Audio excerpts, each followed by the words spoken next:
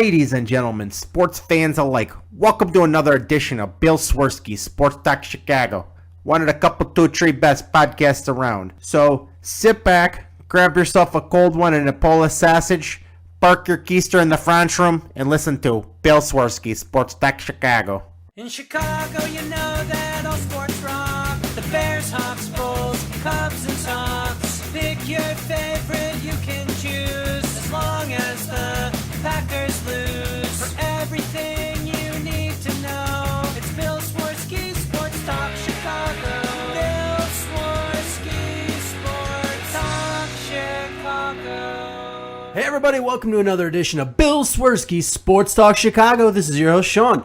On this episode, we have old man Grandpa David Ross hitting his 100th home run, White Sox bullpen in trouble, and one of the Bulls fan favorites not coming back next year.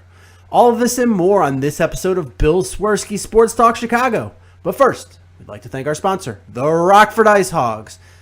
If you're not familiar with the Rockford Ice Hogs, they're the AHL minor league affiliate of the Chicago Blackhawks. What does that mean for you?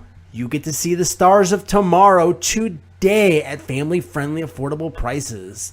Only 90 minutes from the city limits and fun for the whole family at the BMO Harris Bank Center. Check out Rockford Ice Hogs online at icehogs.com. Season has ended, but that doesn't mean you can't celebrate a great season that they had with a jersey or t-shirt or tickets for the upcoming season. icehogs.com, tell them Swerski Sports sent you. I'm going to start this episode off with the White Sox. We are going to move over to the Cubs, a tiny bit of Bulls, and then I had a interesting question for the Bears, and we'll wrap that up with Chicago Bears. I don't know what the hell to say about the White Sox. This is a team that is supremely talented. It's a really talented team. They've addressed a lot of their issues in the offseason as best as they can. I mean, they don't have the financial resources of the Cubs. They don't have the fan base of the Cubs, even though they're a major market team. But they do what they can, and they've got a nice payroll going, and they've really put together a good team. And we've seen that. I mean, for the first quarter of the season, they were one of the best teams in baseball. But they've just really been struggling lately. And since the last episode, they've started they had a 3-game series against the Kansas City Royals, the defending World Series champions. And the thing about it is, this is not the same Kansas City Royals team of the last 2 years.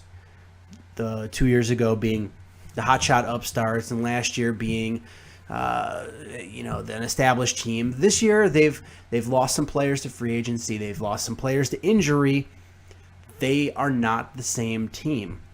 They're still a very good team. They're still a very dangerous team, but they're not that same team. And that the White Sox, they're just not responding well, and they're not responding to the swagger. I mean, in order to beat the king, to be the king, you got to beat the king. And the White Sox just aren't doing that. I mean, let's go through these games. We talked last week about how I never felt like the Cubs could go through a huge losing streak. They might lose like what they did a couple weeks ago, where they lost. They went on a losing streak per se, and they lost 6 of 10 or whatever it was. But it was not a 5, 6, 7 game losing streak. It was they lose 2 games, win a game, lose 2 games, win 2 games, whatever. And I never felt like they could go on this long losing streak, because with the starting pitching that they have, no team gets a break from that starting pitching. You walk in there, and there's Jake Arrieta, you got every 5 days. John Lester every 5 days. John Lackey every 5 days. Jason Hamill every 5 days. And Kyle Hendricks every 5 days. Every 5 days you've got one of these guys who could be a skid stopper. And Jake Arrieta is, you have to consider him like the ultimate skid stopper because they don't lose when he goes to the mound. Sometimes it makes it a little interesting, but they just don't lose when he goes to the mound. And so you never expect them to go on these long losing streaks. But the White Sox, on the other hand, is Matt Latos has just struggled as of late, giving up a lot of contact. That fifth starter spot, who knows who's going to take that? It's just a gimme. I mean, they let fans pitch. They're just random guy that's hasn't played in baseball in forever. Random AA guy. I mean, it's just it's like a clown car. Whoever gets out next gets the pitch. It's ridiculous. That fifth starter spot is really bad. So you have, between those two, that's not really skid stoppers there. Chris Sale should be a skid stopper, but his last start, he was bad. And we'll get to his next start, which was today. Today. Sorry, with a couple of days off work, I can get confused what day of the week it is. But today, we'll talk about that in a little bit. Quintana, he's a guy who pitches great, but they don't give him any run support. So that doesn't always bode well because you could lose a 2-1 or a 3-2 game. And then you have Rodon, who he's got very good stuff, but he's got command issues, and so you don't know what you're going to get out of him. And you know you're not going to get more than probably 5 innings out of him. Maybe if you're lucky 6, but you're not going to get a ton of innings out of Carlos Rodon. So you're going to work and tax your bullpen. But the biggest problem with the White Sox, and the reason that you can have these long stretches of skid games, is this bullpen is not very good, and they're being worked hard. That was supposed to be one of the strengths of the White Sox this season, is this bullpen. And I don't know if it's because they're taxed, because nobody's, other than Chris Sale, nobody's eating a lot of innings, or if it's because they're just not as good as we had hoped, and it was a mirage. But let's kind of go through these last 3 games, because we talked a lot last episode, which was a late episode, so we've only had like a half a week for this one. But we did go through the 3-game series with Kansas City, and the White Sox bullpen blew every single one of these. Starting with Friday's game, the White Sox had a 5-1 lead late in the game. 5-1 lead after 6 in the 6th inning. 5-1. You're like, all right, that's a comfortable lead. You had, you got actually a good start from Gonzalez, the 5th starter spot. He went 6 1/3 innings, gave up only 3 runs. You can live with that, but you have to figure that if you're the White Sox and you are up 5-1 in the 6th inning, that you should be able to hold on. But nope. The Royals come back and score 1 in the 6th to make it 5-2, 4 in the 7th, and then that icing on top is 1 in the 8th to win 7-5. I mean, like I said, Gonzalez had a nice game for a 5th starter, and for what more can you ask for from him? Is 6 innings pitched, only gave up 3 hits, 3 earned runs, no walks, and 5 strikeouts, and 1 home run. Then you had Jennings came in and pitched, gave up 1, didn't get anybody out, gave up an earned run. And then Matt Albers is the one that just came out and just sucked everything up. He came in, got 1 out, gave up 2 runs, and that was the downfall. So you had, then Jones came in the 9th and gave up another run, or the 8th and gave up another run. So it's your bullpen worked. They worked 2/3 of the 6th, the 7th, and the 8th. So 2 2/3 innings, and they gave up 4 runs. That can't happen. It can't happen. And you're the White Sox, and you're not hitting the home runs. I mean, Melky Cabrera hit a home run, so you scored 5 runs, and it was on a Melky Cabrera home run and a Frazier home run. You scored 5 runs, and you had 2 home runs in there. Austin Jackson, bad leadoff, and he's starting to get hot a little bit. Went 2 for 4, but Abreu gets an 0 for.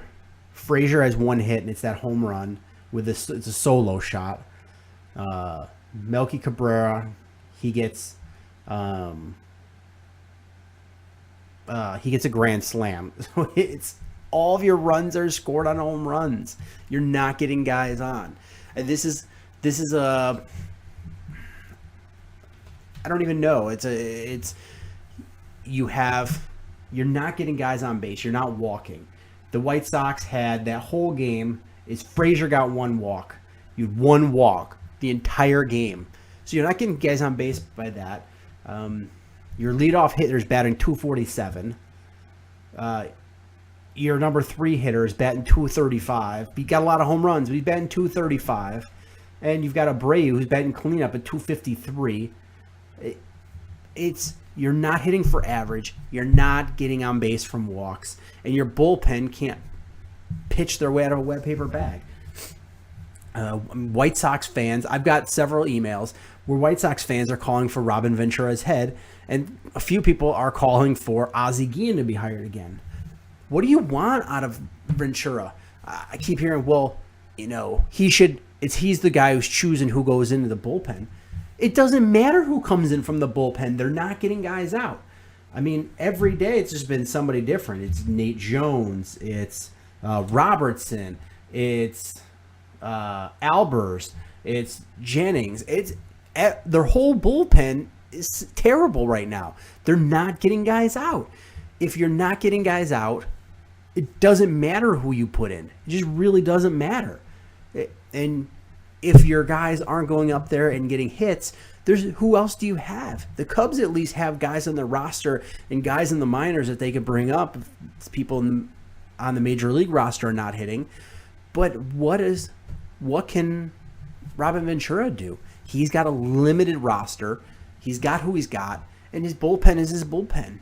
And he's got to take. He can't ask Quintana and Sale to pitch 9 innings every game.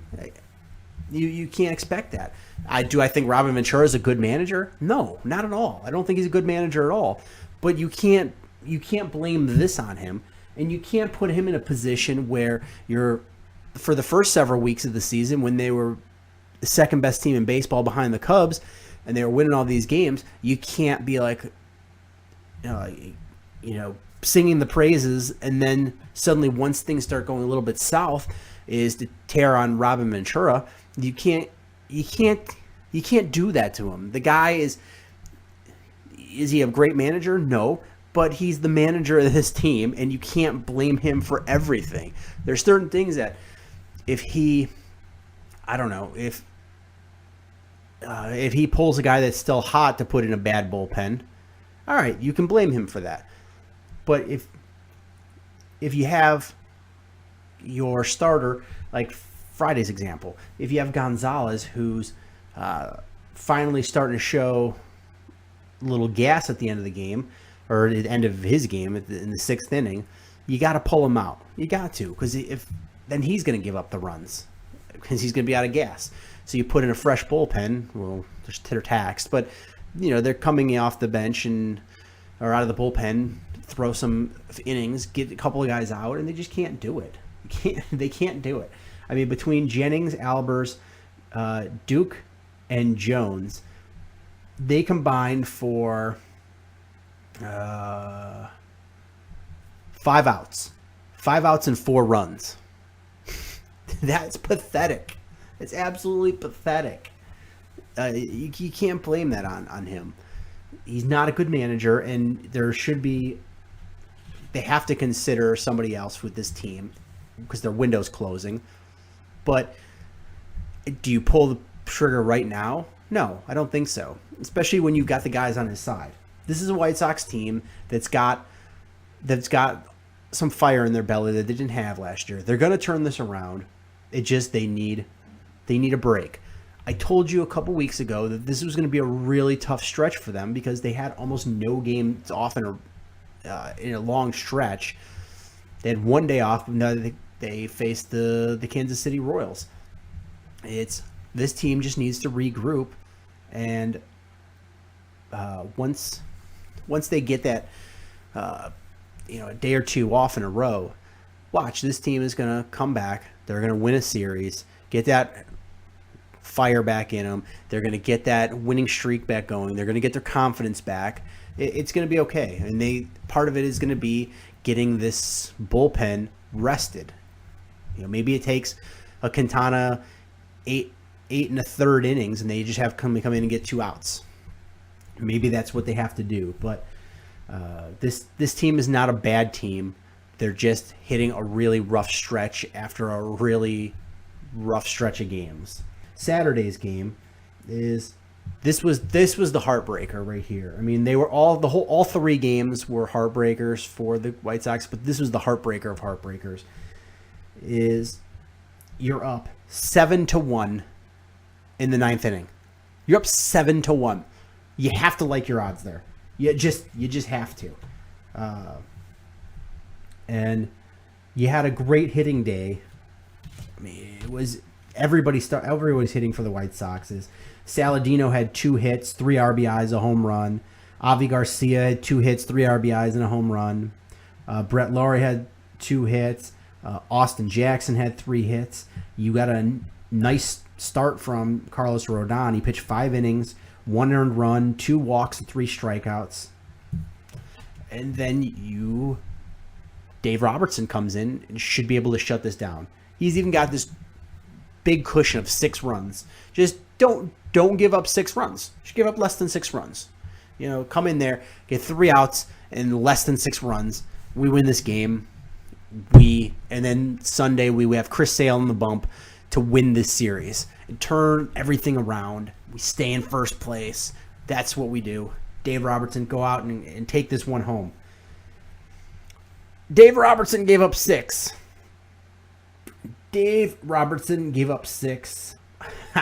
I don't know what else to say about it. He went out there and he looked awful, and they couldn't stop the bleeding. It was a bad game or bad inning.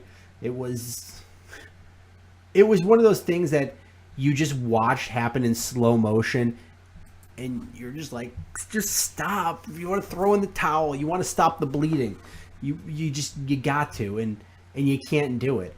And Robertson gets 2 outs, and in that time he gives up 4 hits, 6 earned runs, walks 2 guys, and then they take him out, and the next guy comes in, gives up 2 hits and that game-winning run. Never got that 3rd out. Never got the 3rd out in the 9th. They could still be scoring runs. It might have ended up being, 19-7 if the way the bullpen was pitching. But they never even had to get that 3rd out in the 9th. And this series is going to be a huge boost to Kansas City. And if you're the White Sox, you can't give that up. You can't give up that momentum to a team in your division, on a team that is back-to-back World Series, a team that was in the World Series back-to-back seasons. But then you have to go, all right, Sunday, the salvage game of the series, game 3, we've got Chris Sale on the mound. We have to like our chances. We got Chris Sale. You can't go wrong. We got Chris Sale on the mound. Chris Sale is one of the best pitchers in baseball. He's going to be coming back from that surprisingly bad game he pitched in his last outing. We like our chances here. Chris Sale on the mound. And if I told you that Chris Sale would pitch 7 innings, give up 2 runs, 7 strikeouts, and after 7 innings, you would be winning 4-2.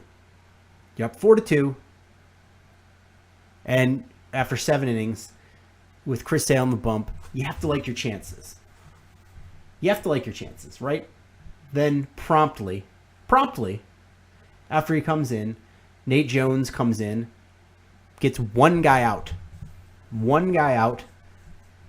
gives up 3 runs on 3 hits. 3 runs on 3 hits. 3 runs on 3 hits, including a home run to Lorenzo Cain. And you lose. You lose 5-4.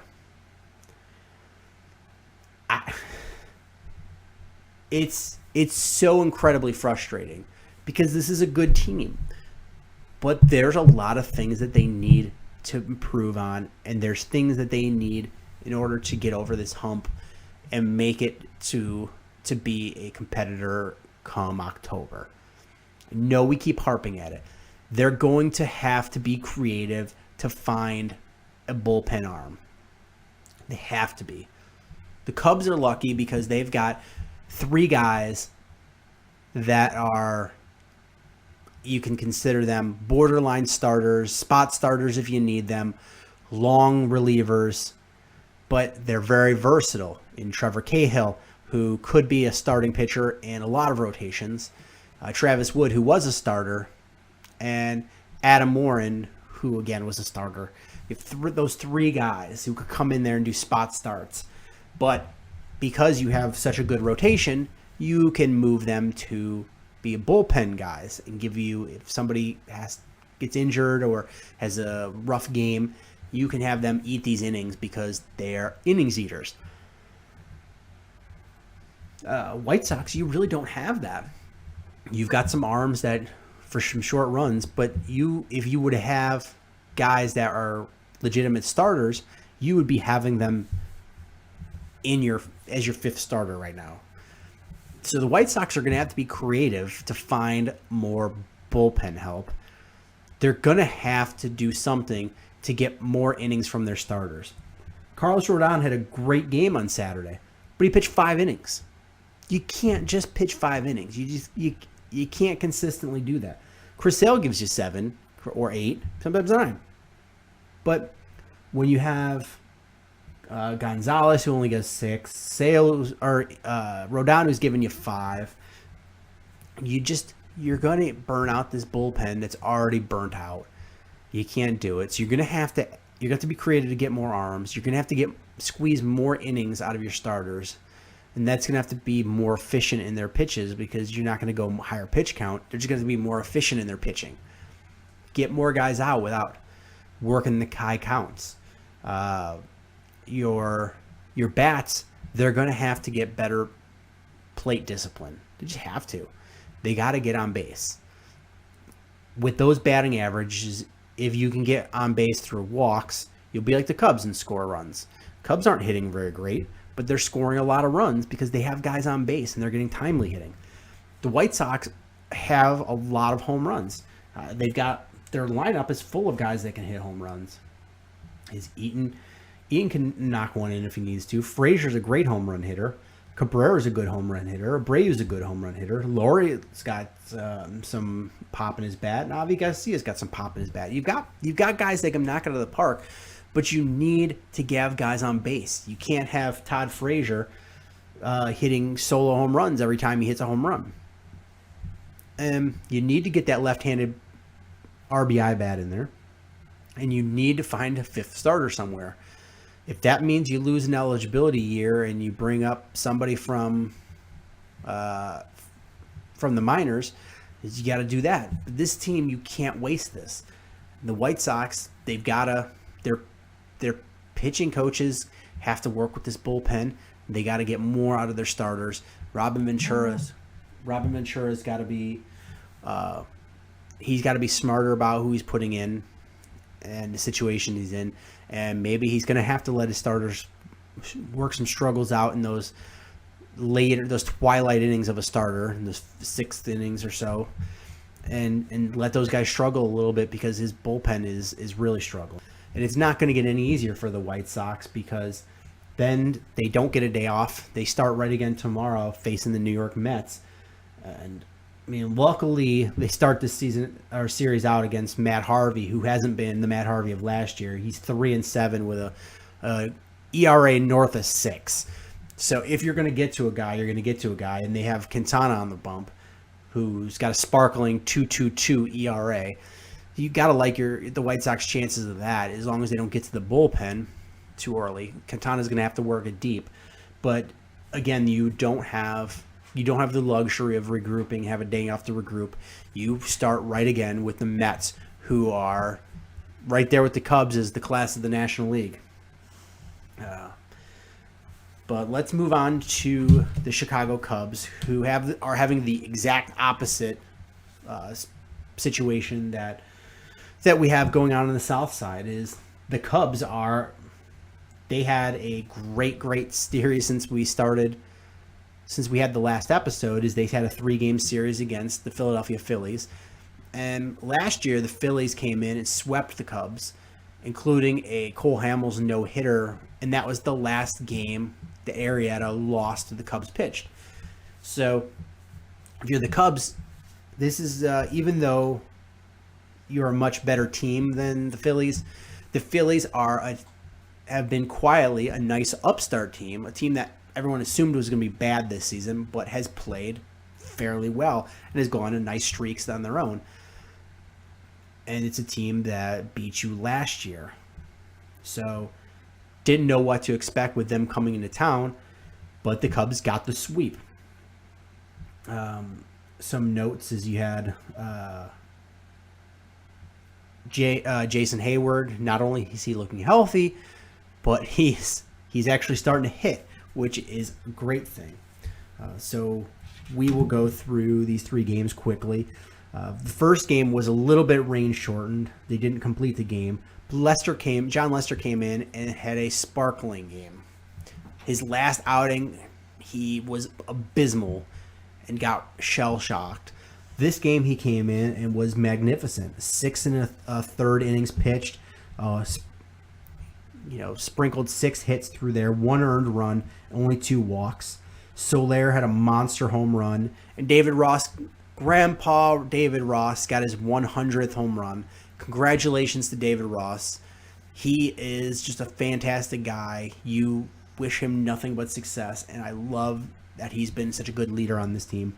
And to see him get that 100th home run, I know he doesn't really care about it and his stats. He just, he always looks at it like, well, it took me a long time to get here, but you got there. Not a lot of guys get 100 home runs in this league, and it may have taken you a long time, but congratulations anyway. And the Cubs take a 6-2 to win that starting series, or the game 1 of that series. Game 2, they come in Saturday and win 4-1. And you had a fantastic start from Kyle Hendricks, where he pitched a complete game, only 1 walk. You're led on the offense by Dexter Fowler, hits the leadoff at bat, takes a yard. So you have Dexter Fowler opening at bat and taking a yard to take a 1-0 lead, and you don't look back from there. Jason Hayward looked great in the field, and Chris Bryant. Those were your 3 leaders, as well as Ben Zobrist, who's just been phenomenal hitting this year. But like I said, Kyle Hendricks was the absolute star in this game. 9 innings pitched, 5 hits, 1 earned run, and I take that back. There was no walks. No walks for him. That was 1 walk from Lester. 2 walks for Lester. No walks for Hendricks. Sorry, I make some notes for myself, and I wrote it in a Sharpie pen, and I had it in my pocket, and it was sweaty, and it started to bleed a little bit. So I'm trying to read my own handwriting. The ink's starting to bleed. But Hendricks had no walks. But this game was a little bit of a different one for the Cubs, and it was one I don't like seeing. They weren't really hitting, and that's not that unusual because they haven't been a great hitting team all season. But what they've done is, like I mentioned earlier, they are getting on base. They're getting guys on base, and they're having good at bats, knocking pitchers out, getting to the bullpen early, and they're having timely hits.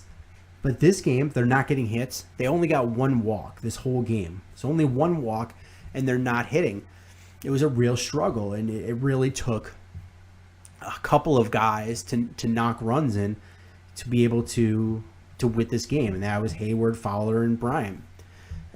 And besides those were the heroes of this game with Kyle Hendricks. If this wouldn't have been a really great game on pitching part, who knows? This might have been a different outcome in this game and maybe series.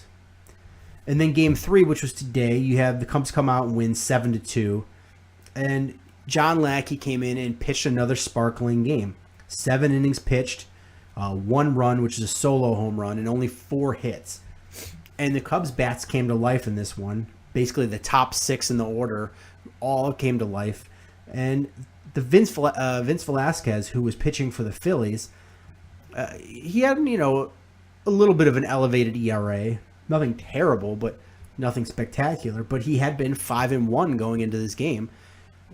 Better record than Lackey going to this point. But the Cubs actually got to him, and the bats went rolling. And when Lackey left the game, he was up 7-1, and the bullpen for the Cubs came out, unlike the White Sox, came out and closed this one up. Now, the take home for me on this one is, if you're the Cubs, you had a tough series coming in here after a long road stretch where you didn't play fantastic, but you came out and you beat the Cardinals. You get one day off, and you get a tough homestand against, a tough opponent. Like they're not a powder puff, but they're not, they're not the Mets, they're not the Nationals, they're not, any team like that. But they're a young upstart team, the Philadelphia Phillies, and they come to your town, and you beat them with arguably the 3 worst performing starters that you have in your rotation. Arrieta is definitely the best performer in the Cubs rotation. That's hands down. We can't argue that. But I would say Jason Hamill has been the second best performer. He's 6-1 right now with a 2.17 ERA. I would say Jason Hamill's been your second best starter, and he didn't pitch either because he's going to pitch tomorrow to start the series against the Dodgers. So you had your 3 of your 5 pitchers, your bottom 3 start these games, and they all give you gems, and you come out and win. That's beautiful. That is how you go on winning streaks, is you have great starting pitching. Are the Cubs pitchers the best in baseball? Arrieta is really darn good, but Lester is not. I know he was brought in here to be an ace, but he's not Clayton Kershaw. He's a very, very good pitcher, but he's not this lockdown guy. Hamill is a veteran journeyman kind of guy. Kyle Hendricks is a young guy, and John Lackey's an old guy. But they all come out there every single day. They pitch strikes. They're not walking a ton of guys. Like Lester walked 2 in game 1. Hendricks didn't walk anybody in a complete game. I didn't look at Lackey, but I don't think Lackey walked very many guys either. Maybe 3. You're getting quality starts. They're giving the Cubs hitters the opportunity to win every single game. Even when the Cubs lose, they're not getting blown out. They are close games they're losing. That's the beauty of this.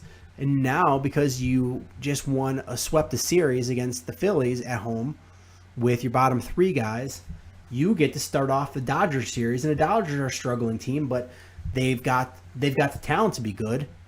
And you start off with your 2 best pitchers, and Jason Hamill starts off game 1, and then game 2, which is going to be Tuesday, you've got Jake Arrieta pitching with his 9-0, 1.72 ERA versus Scott Kazmir and his 5 ERA.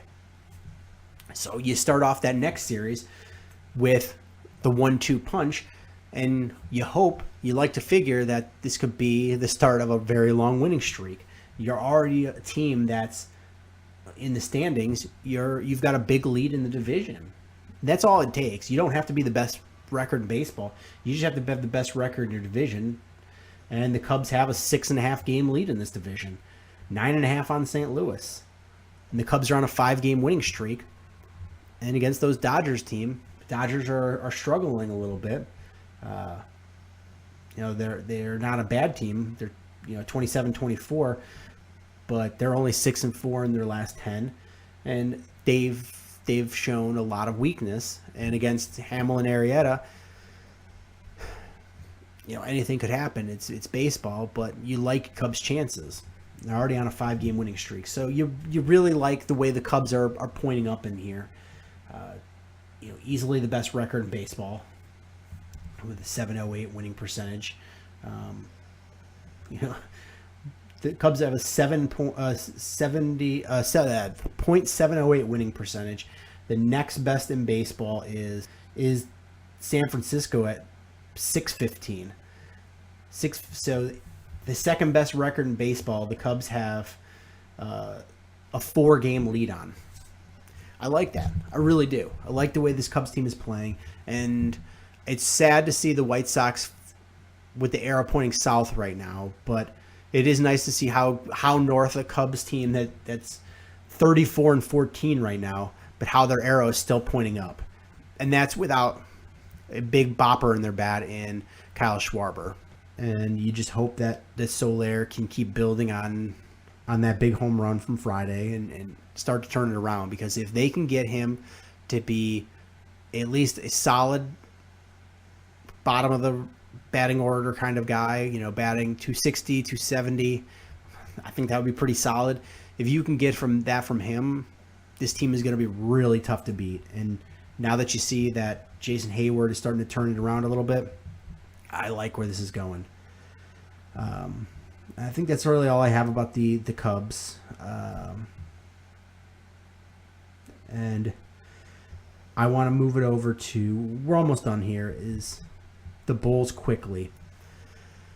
And Joe Cowley, who's a Bulls beat reporter, reported that an anonymous Bulls team member said that Joakim Noah is not coming back to the Bulls next year, citing that he doesn't trust the management of the team anymore. And Joakim Noah's agent quickly came out and said, "Well, we're gonna hear offers from everybody, blah blah blah." But that was the most, I don't know what to call it. It was not a ringing endorsement like, "Oh no, he's gonna come back to the Bulls." It was we'll hear offers. There's no way Joakim comes back. He's on the back end of his career. He's going to go somewhere he can try to win a ring, and it's definitely not going to be the Bulls. They have no business trying to win a ring. I mean, they could try, but they're not going to do it. There's too many good teams. But that's going to really hurt, because he's been the leader of this team. He's been the glue of this team. He's the one that holds this team together. Whenever they have their players-only meeting, it's Joakim Noah. Whenever he needs... this team needs camaraderie, it's Joakim Noah. Whenever you need to deflect anything, it's Joakim Noah. Sure, he's not playing as great as he did under Thibodeau, but he's still a good player, and it's going to be, your Bulls are going to feel his presence be gone. And speaking to that same point of not being able to trust Gar and Pax and what the brass of the Chicago Bulls is doing, is how do the Bulls overcome this to recruit free agents to this team? You win NBA titles with superstars. You do. If you're San Antonio is the closest you come to winning it with a team, but they still have one of the all-time great players in Tim Duncan. They've got Tony Parker, who's very good, Manu Ginobili, who's very good, Kawhi Leonard, who's very good. You've got a very good team, a lot of star players on top of great teamwork and great coaching. But look, you have the big three-headed monster from Miami with LeBron and Bosh and Wade win titles. You've got Curry, Klay Thompson, and I'm blanking on the guy who just kicked the other guy in the nuts, Draymond Green, and you've got him. You've got three superstars on your team. If you're the Golden State Warriors, if it's the Oklahoma City Thunder, you've got Russell and Westbrook. You've got it's a superstar league, and the Bulls may have $20 million to spend this offseason, but there's teams that have $50-60 million to spend, and the Bulls are, out of 28 teams, they're like 20th, almost at the bottom for amount of salary cap. So it's not like they can outbid everybody for these free agents. They've got to be wise in how they spend their money, even though the cap's going up. And even without having Paul Gasol, who's clearly going to opt out and not go to the Bulls, and Joakim Noah, who's clearly not coming back, you're still going to have not a ton of money to try to throw at these guys. So how are you going to recruit free agents? And Joakim Noah was your best rah-rah guy, and he's not going to be with the team anymore, and he gave you the reasons why in public. So I don't know. I don't know what the Bulls do. But one thing I have heard, and I don't know how credible this rumor is, and you guys may call me up and be like, this is the stupidest rumor I ever heard, blah, blah, blah. But this rumor came from somewhere. It came from a legitimate source, so it may not go through, but it's something that has been discussed. Is the Bulls making a trade with the Philadelphia 76ers? They trade Nikolai Mirotic, Jimmy Butler, and the number 14 pick in this draft for Okafor and the number 1 pick in this draft. Now, if I'm the Bulls, I'm going to take that in a heartbeat. I'm going to take that in a heartbeat because, number one, it knocks a ton of money off your salary cap. It's knocking off, like, what, $20-some million? So suddenly, right off the bat, you go up to middle of the pack, somewhere in the probably upper or bottom of the upper third of teams in salary cap money. You get the number 1 pick.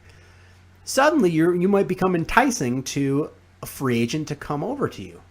And you're going to have more money when Derrick Rose leaves next year. And you're going to be able to build this team around Fred Hoiberg, the coach you've signed to a 5-year contract. You have a young guy in Okafor who's from Chicago. He's going to work hard to play for Chicago Bulls. You have that number 1 pick. You know you're going to get a good guy from there. You get rid of Jimmy Butler, who's been a headache, even though he's a good player. Then you're going to get rid of Mirotic, who can't play defense. I like Mirotic, but he can't play defense. I think this is a great win for the Bulls. I just don't know if it's going to happen. So we shall see. I'm going to try to get a Bulls guest on after the NBA draft. This might be the last time we talk about them until then, unless something else happens. And the last thing I want to talk about is I got a question that I thought was a really good one about the Bears. And usually when I get these types of questions about, what about the Bears and this free agent? Or what about the Bears and that free agent? A lot of times when people name veterans, there's a reason that veteran is on the market. And it's because that veteran is old or wants too much money or whatever the case may be. Maybe a known injury and they want to see how it is. I got a question. Why or should the Bears kick the tires on Anquan Boldin? Now, I stopped and thought about this for a second, and my gut instinct, if I'm putting myself in the Ryan Pace shoes and looking through it from his point of view, is this is my answer. Well, we've got a lot of young speed guys and a lot of young guys at wide receiver, and we want to see what we can do with youth. We want to get younger and faster at every position. And Anquan Boldin, although he's a Hall of Fame wide receiver and he's still got some gas in the tank, he's not fast and he is not young. The two things you're looking for, he doesn't have. So with that, I don't think the Bears will sign him. But of the veterans that people have tossed out their names to me, he makes the most sense.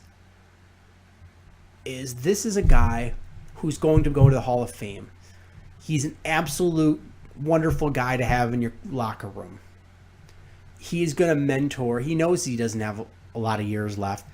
You have him work with your young receivers. You had a terrible rash of injuries last year where Mark Mariani was your best wide receiver during stretches. You can't have that win in NFL games. Anquan Boldin doesn't miss a lot of games. Anquan Boldin has been very dependable. So you have him, even if Alshon gets hurt or Kevin White gets hurt or whatever the case may be, is you've got Anquan Boldin. He's going to be dependable. He's going to be, especially since you don't have a lot of depth at tight end, is you carry a lot of depth at wide receivers and work a lot of heavy packages. Almost use Anquan Boldin as a receiving tight end per se. Have him run those types of routes. And you get veteran leadership. You get a safety valve for Jay Cutler. You get a guy who can come in and learn the playbook without needing as many reps, and he can come in there and teach these young receivers that you have that you're trying to win, like Braverman and Alshon Jeffrey. Alshon Jeffrey thrived and got his best numbers when you had Brandon Marshall there, taking the pressure off of him and being a good mentor to him and showing him how to work as an NFL receiver. And Brandon Marshall's a talented guy, but he is absolutely out of his mind and he's nuts. Anquan Boldin is not. And Anquan Boldin had a better career than Brandon Marshall. He's actually gone to the playoffs and won. He's won Super Bowls. So why wouldn't you bring him there? Get the best out of Alshon Jeffrey, get the best out of Kevin White, teach Daniel Braverman how to be, and some of these other receivers that they have, and carry extra wide receivers in lieu of tight ends and work heavy sets like that. I think that's a great idea. I would personally jump for it, assuming Anquan Boldin is healthy. Again, I'm going to have people that are listening to this be, well, don't you know he stubbed his toe and hurt his ankle, blah, blah, blah. I don't know. I don't know the medical report on Anquan Boldin. I just know what I saw in San Francisco the last 2 seasons, a bad San Francisco team, and he still looked pretty good. I mean, 2 seasons ago, he had a 1,000-yard season. Last year, he had, 800 yards? He's still a very good receiver, and you wouldn't need to depend on him to be a top-flight receiver because you have Kevin White and Alshon Jeffrey, but you bring him in there, and it's going to be – there's nothing like having at least some veteran leadership at your wide receiver position because it's a position that, sure, you may have a lot of talent, but you need to have some of that veteran savvy to get open sometimes against these wily and aggressive cornerbacks. You have a physical cornerback set come in like Seattle, and they beat up on your wide receivers a little bit, your young wide receivers. A guy like Anquan Boldin, if you have him be your third, fourth receiver, you don't have enough cornerbacks on your roster to cover all of that. I just think it's smart. We'll see what the Bears think. I thought it was an absolutely great question, and to anybody that asked that, I fully back you on that. Some of the other names I don't necessarily agree with, some of the safeties and cornerbacks, but Anquan Boldin, I think, would be a phenomenal pickup. So if you have questions you want to ask about any of the sports, hockey, baseball, basketball, football, any of our Chicago teams, please send them along. I will do my best to answer all of them on the air, and I think I've got a pretty good record of that. And unlike some of the shows you listen to on the major Chicago sports stations, I won't make fun of you. I will look at it and examine it like a legitimate question. I may not agree with you, but I will give you the respect of answering it and listening to you. So you can contact me through Twitter at Swerski Sports. You can either ask it publicly or direct message me. You can ask on Facebook, facebook.com/Swerski Sports, the website swerskisports.com. And if you are listening, make sure you are subscribing, whether it be iTunes, Stitcher, YouTube, whatever. Make sure you're subscribing, share it with your friends, and until next time, bear down. Cubs win! What a lucky break! The good Lord wants the Cubs to win! We thank Ditka and God for all they have provided. Cubs win! Cubs win! Cubs win! Oh, I don't want her, you can have her, she's a Packer fan. She can't fit in my van. And she looks like... Remember, New Yorkers, smoking crack is not legal on planes. Bears 31 to -7. The Bears. Oh, when the Bears go bearing down, I wanna...